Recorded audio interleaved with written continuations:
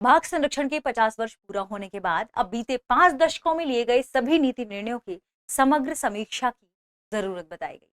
हाल ही में केंद्रीय पर्यावरण, वन और जलवायु परिवर्तन मंत्री भूपेंद्र यादव ने इस बारे में चर्चा की और कहा कि हमें नेशनल टाइगर कंजर्वेशन अथॉरिटी के फैसलों पर फोकस करने की जरूरत है। साथ में चीता पुनर्वास कार्यक्रम के संबंध में उन्होंने जिक्र किया। तो आज के सेशन में हम इन्हीं बिंदुओं पर चर्चा करेंगे जो बाघ संरक्षण के लिहाज से बहुत महत्वपूर्ण है। आगे बढ़ने से पहले आपके लिए एक महत्वपूर्ण सूचना है। अगर आप घर बैठे यूपीएससी की प्रिपरेशन करना चाहते हैं तो दृष्टि आईएएस लेकर आया है एक बहुत ही शानदार कोर्स जिसका नाम है studio GS foundation live online course.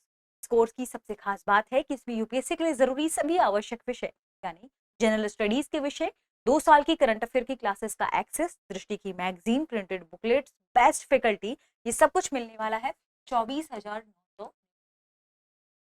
अगर आप ये फीस भी एक बार में नहीं दे पा रहे तो इस फीस को भी इंस्टॉलमेंट में भरने की सुविधा है। अगर आपको इस फीस में भी डिस्काउंट चाहिए तो कूपन कोड इस्तेमाल करेंगी। कूपन कोड के इस्तेमाल करने से आपको ये कोर्स और डिस्काउंट में मिल जाएगा। कहाँ से खरीद सकते हैं? डिस्क्रिप्शन में लिंक है, उस लिंक को जैसे ही आप क्लिक करेंगे आप डायरेक्ट पहुंच जाएंगे दृष्टि लर्निंग ऐप के स्टूडियो जीएस फाउंडेशन कोर्स में। इसके अलावा अगर आप चाहते हैं डायरेक्ट खरीदना तो दृष्टि लर्निंग ऐप डाउनलोड, वहां पर आपको जाएगा, कूपन कोड अप्लाई करके कम फीस में आप इसे खरीद सकते हैं। कोर्स से रिलेटेड अगर आपको कोई भी जानकारी चाहिए हो तो कॉल करें 8750 पर। ठीक है? इसके अलावा मान लीजिए आपने ये कोर्स खरीद लिया और आपका मन होता है कि आप दृष्टि के किसी ऑफलाइन सेंटर में जाकर क्लास करें।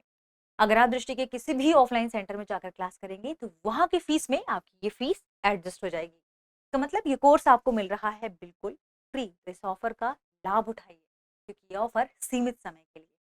इसके अलावा ये कोर्स आपको हिंदी, इंग्लिश और इंग्लिश तीनों मोड्स में मिलेगा। इंग्लिश क्या है? इंग्लिश मींस क्लास होगी हिंदी में और नोट्स मिलेंगे इंग्लिश में। सारी सुविधाएं हैं, वो भी मात्र 24,900। इधर कूपन कोड अप्लाई करने में ये भी कम हो जाएगा। आगे बढ़ते हैं और देखते हैं आज की खबर को।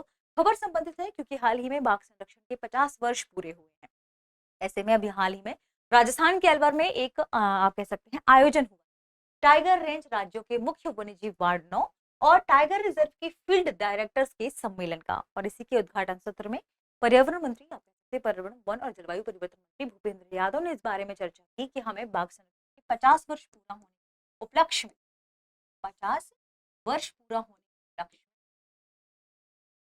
बाघ संरक्षण से संबंधित जितनी नीति और नियम है उनकी समग्र समीक्षा की जरूरत है। इसकी जरूरत क्यों महसूस?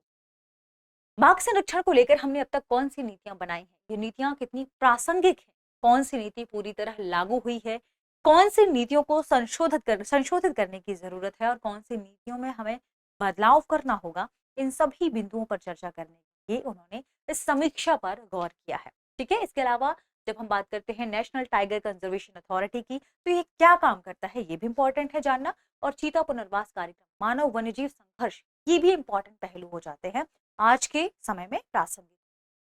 बात करते हैं मुख्य अहम बिंदुओं पर।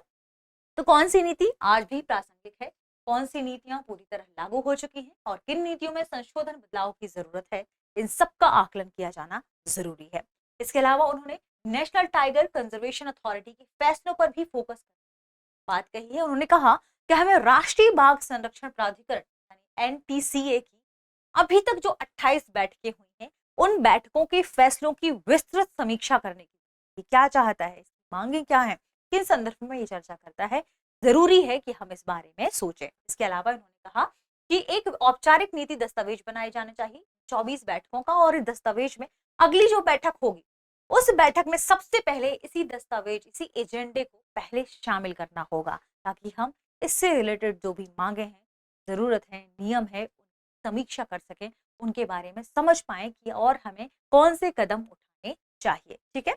इसके अलावा अन्य मुद्दों की जब हम बात करते हैं कि कौन कौन से और मुद्दे हैं जिन पर विशेष ध्यान देने की जरूरत है तो सबसे पहले अहम मुद्दों में शामिल हो जाता है बाघों की संख्या का आकलन करना, घायल बाघों का रेस्क्यू करना, उनका पुनर्वास करना। इसके अलावा मानव जीव संघर्ष है, जो मानव वन्य जीव संघर्ष है उसे कम करना, सामुदायिक भागीदारी सुनिश्चित करना, कौन सी नई एआई टेक्नोलॉजी का इस्तेमाल करना है, कौन कौन सी राज्य किस तरीके से काम कर रहे हैं, इसे समन्वित तरीके से, एकीकृत तरीके से पूरे देश में लागू करना जहां जहां बाघ की संख्या है। ठीक है? इसके अलावा टाइगर रिजर्व के फंड का सही उपयोग हो रहा है या नहीं, इस बात की समीक्षा करना जरूरी है। और टाइगर कंजर्वेशन फाउंडेशन को मजबूत करना चाहिए ताकि ये आगे बेहतर काम कर सके। कुछ और इंपॉर्टेंट तथ्य हैं जिसमें से पहला है 4 वर्किंग ग्रुप बनाने का उन्होंने सुझाव दिया। ये 4 वर्किंग ग्रुप बनाने की बात उन्होंने क्यों कही? क्योंकि अलग-अलग क्षेत्रों की जो डिमांड्स है, भौगोलिक परिस्थितियां हैं, वो अलग-अलग है। तो अलग क्षेत्रों को ध्यान में रखते हुए 4 कार्य समूह बनाए जाएं और फिर अलग-अलग क्षेत्रों के हिसाब से वो काम करें।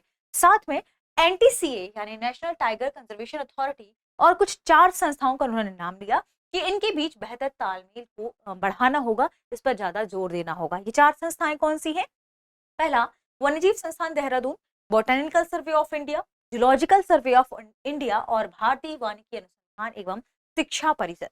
इन 4 संस्थाओं और एनटीसीए के बीच बेहतर तालमेल होगा, तभी हम पूरे देश भर में जो बाघों के संरक्षण को लेकर अभी तक जो नियम लाए हैं, जो भी चीजें लागू की हैं, उन्हें हम बहुत अच्छे तरीके से लागू कर पाएंगे। तो समन्वय तालमेल की जरूरत पर उन्होंने ध्यान दिया है। साथ में उन्होंने चीता पुनर्वास कार्यक्रम का जिक्र किया। उन्होंने कहा कि भारत ने एक लुप्त हो चुकी प्रजाति चीता का सफल अंतरराष्ट्रीय स्थान किया है और अब तक भारत में पैदा हुई तीसरी पीढ़ी आ गई है। ठीक है, एक और मुख्य उन्होंने बात ये कही कि अब हम बोत्सवाना से नए चीते फरवरी के अंत तक लेकर आएंगे। तो इनकी क्या हमने नीति नियम लागू किए हैं, कौन कौन से फंड यहाँ पर इकट्ठे हुए हैं, चीता पुनर्वास में कौन कौन सी समस्याएं आ रही हैं, कौन से मौके थे जो बेहतर हैं, सबकी समीक्षा करने पर भी उन्होंने ध्यान देने की बात कही है। ठीक है, इंटरनेशनल कैट अलायंस काफी इंपॉर्टेंट है ये सेगमेंट, क्योंकि इस बार बजट में इसके बारे में चर्चा भी हुई। तो इंटरनेशनल बिग कैट अलायंस, इसके बारे में भी उन्होंने चर्चा की और कहा इंटरनेशनल बिग कैट अलायंस जिसमें अब तक 24 देश शामिल हैं, इस पर ध्यान देने की जरूरत है। अंतरराष्ट्रीय स्तर पर भी कई सारी ऐसी एजेंसियां हैं जिन्होंने इसमें शामिल होने की रुचि दिखाई है। भारत ने इस बार के बजट में ये भी कहा है कि पहली वैश्विक बिग कैट शिखर सम्मेलन की मेजबानी भारत करेगा, इस बात की उसने घोषणा की।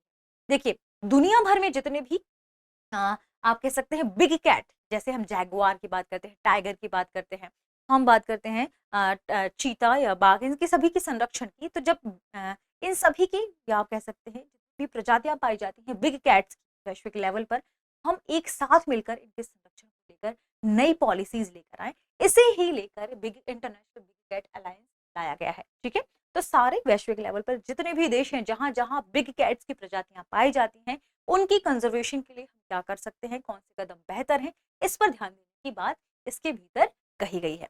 बात करें भारत बढ़ती मानव और वन्यजीव संघर्ष पर, क्योंकि ये भी एक बहुत बड़ा चिंता का विषय है। तो हमें तेज और पेशेवर तरीके से बहुत अच्छे तंत्र को बनाने की जरूरत है ताकि हम सामुदायिक भागीदारी भी इसमें सुनिश्चित कर पाए, एआई का सहारा ले सके, कुछ ऐसे एप्स बना पाए जिससे हम ट्रैक कर पाए कि आखिर कौन से क्षेत्र में कौन से जंगल से वन्यजीव बाहर आए हैं, कहीं उनके बस्तियों में जाने की संभावना तो नहीं है, मानव बस्तियों की ओर वो ना जा पाए। इस बात की अगर जाते हैं तो हमें पहले से ही उन्हें लोगों को अवेयर करना होगा। इसके लिए सामुदायिक भागीदारी की जरूरत है। कुछ नई नई तकनीकें भी हैं जो विभिन्न राज्यों में लागू हुई हैं। उन राज्यों के साथ समन्वय बढ़ा के हमें पूरे भारत भर में उन सभी पॉलिसीज को लागू करने की जरूरत है, उन ऐप को लाने की जरूरत है और खासकर जो वन क्षेत्र में लोग काम कर रहे हैं उन्हें इसमें पार्टिसिपेशन दिखाने की जरूरत है। ठीक है, तो इसके अलावा जो घायल जानवर हैं, वन्यजीव हैं, उनके बीच में संघर्ष को कम किया जाए। जो शावक अनाथ हो चुके हैं, इनके रेस्क्यू, इनके रिहेबिलिटेशन और कुछ नए सेंटर्स को बनाने की जरूरत है ताकि बेहतर सुविधाएं हम प्रदान कर पाए। ठीक है, तो ये सारी चीजें किसके भीतर शामिल हो जाती हैं? ये इंटरनेशनल बिग कैट अलायंस के बाद बढ़ती वन्यजीव संघर्ष के भीतर जाती है। जंगलों से बाहर आ रहे वन्यजीव के तेज और पेशेवर प्रतिक्रिया की जरूरत है। घायल जानवरों, संघर्ष और अनाथ शावकों के मानकीकृत रेस्क्यू, रिहेबिलिटेशन, ट्रीटमेंट सेंटर विकसित किए जाएं।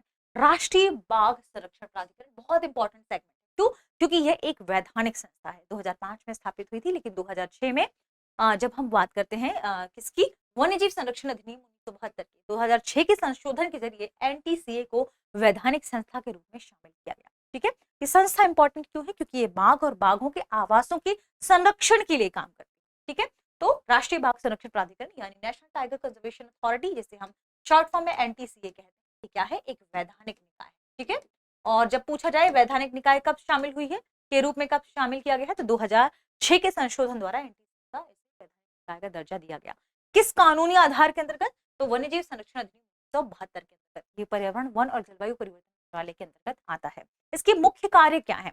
बाघों से संबंधित जो एस्टिमेट है वह देना, बाघों की घटती संख्या को रोकना, टाइगर रिजर्व के वैज्ञानिक और प्रभावी प्रबंधन को ध्यान देना सुनिश्चित करना, बाघ संरक्षण से जुड़ी हुई नीतियां बनाना और इसे लागू करना। कार्य क्या है इसके? इसके मुख्य कार्यों में शामिल है प्रोजेक्ट टाइगर का क्रियान्वयन करना। इसके अलावा टाइगर रिजर्व के लिए जो मुख्य गाइडलाइंस है, देखिए कोई भी क्षेत्र जब टाइगर रिजर्व के रूप में घोषित किया जाता है तो उसके लिए कुछ गाइडलाइंस या दिशा निर्देश दिए जाते हैं। ये कौन देता है? ये देता है एनटीसीए, ध्यान रखिएगा। ऑल इंडिया टाइगर, जब हम बात करते हैं एस्टिमेशन की, तो ये कौन काम करता है? एनटीसीए। जब हम बात करते हैं केंद्रीय वित्त की व्यवस्था करने की, तो ये कौन काम करता है? एनटीसीए। तो इसके बहुत सी इंपॉर्टेंट मुख्य कार्य हैं, जैसे टाइगर्स को रिलेटेड निगरानी और मूल्यांकन, ये भी एनटीसीए का ही कार्य है। तो इसके कार्यों की अभी स्थिति क्या है, इसकी भी समीक्षा करना जरूरी है, और इससे और क्या देना जरूरी है, मतलब इसके कार्यों के साथ साथ हमें इसकी भूमिका में किस विस्तार की जरूरत है, ये भी इंपॉर्टेंट है। ठीक है, तो आज के सेशन में इतना ही। ये सेशन अगर आपको पसंद आया हो तो अपने दोस्तों को जरूर शेयर करिएगा, साथ में इसे लाइक और शेयर कर दीजिएगा। एक इंपॉर्टेंट बात ये भी है कि आज के सेशन का प्रश्न क्या है? प्रश्न है, अंतरराष्ट्रीय बिग कैट अलायंस में वर्तमान में कितने देश शामिल? Option A 18, option B 20, option C 22, option D 24। प्रश्न का सही जवाब कमेंट सेक्शन में देना ना भूलें। मिलते हैं अगली वीडियो में। शुक्रिया।